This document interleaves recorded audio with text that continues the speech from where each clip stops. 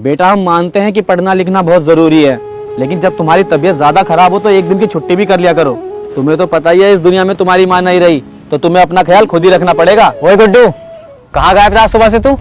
ना तूने फसलों की कटाई करी, और तुझे पता है कल रात से हमारी घर की नाली पूरी जाम पड़ी है, ना तूने उसकी सफाई करी। अबे चाहता क्या है, हम सब बीमार पड़ जाएं, और अगर तुझे नहीं काम करना तो साफ साफ बता दे, मैं किसी और मजदूर को रख लूंगा। छोटे मालिक, आज बच्चे की थोड़ी तबीयत खराब थी, मैंने तो मना भी किया था इसको कि स्कूल मत जाइयो, छुट्टी कर ले आज, लेकिन मेरे बच्चे को पढ़ने का बहुत शौक है ना, और ये पढ़ने में तेज भी बहुत है, तो इसने मेरी बात नहीं मानी, जिद्दी बहुत है, चला गया स्कूल। तो इसकी फिक्र हो रही थी मुझे, तो मैं चला गया था इसको स्कूल लेने।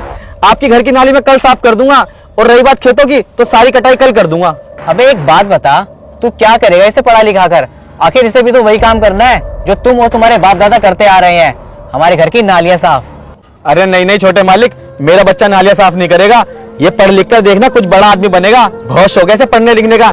जा बच्चे अपना बस्ता अंदर रख दे, और मैंने खाना बना दिया, खाना खा ले। अरे रुक, अबे इसे भी सुनने दे, आखिर इसे भी तो पता चलना चाहिए कि तुम्हारे बाप दादा पिछले 40 साल से हमारे घर की नालियां साफ करते आ रहे हैं, और इसे भी वही करना है। तो बेटा पढ़ाई लिखाई का कोई फायदा नहीं है। अबे तुम दोनों क्या खड़े हो गए हैं, तमाशा देख रहे हो? जा काम करो खेतों में, और तू भी कल टाइम से काम पे आ जाइयो। चल बेटा खाना वाना खा ले। बाबूजी एक बात पूछूं? हाँ पूछ बेटा। क्या दादाजी भी आपकी तरह इनके घर में नालियां साफ करते थे? हाँ बेटा करते थे, ये तो हमारा काम है ना बेटा, और काम कोई छोटा बड़ा थोड़ी होता है। चल तू हाथ धो ले, मैं खाना वाना उतार देता हूँ। बाबूजी फिर तो वो छोटे मालिक सही कह रहे थे, मेरा तो स्कूल जाने का फायदा ही नहीं है। फायदा नहीं? ऐसा क्यों बेटा? क्योंकि बाबूजी जब दादाजी ने नालियां साफ करी और आप भी नालियां साफ कर रहे हो, तो मुझे भी तो नालियां ही साफ करनी पड़ेंगी ना। देखो बेटा, कभी ना कभी तो तुम्हारे मन में ये सवाल आना ही था। चलो आओ बैठो, तुम्हें कुछ समझाता हूँ, आ जाओ। बेटा आपने अपनी किताबों में डॉक्टर भीमराव अंबेडकर जी के बारे में तो पढ़ा ही होगा। जी बाबूजी पढ़ा है। पता है वो क्या कहते हैं? वो कहते हैं कि शिक्षा उस शेरनी का दूध है, जो इसे पिएगा वो दहाड़ेगा। और शिक्षा का असली मतलब क्या होता है? पढ़ाई लिखाई, जो तुम बहुत अच्छे से कर रहे हो बेटा।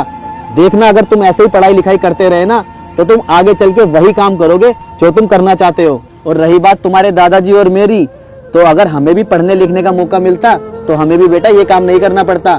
खैर उस वक्त के हालात को छोड़ते हम कुछ कह भी नहीं सकते। अब तो समझ आया ना बेटा? जाओ अब खाना खा लो। सुनो, 1-2 दिन स्कूल मत जाना, क्योंकि तुम्हारी तबीयत ठीक नहीं है। जाओ। ठीक है बाबूजी।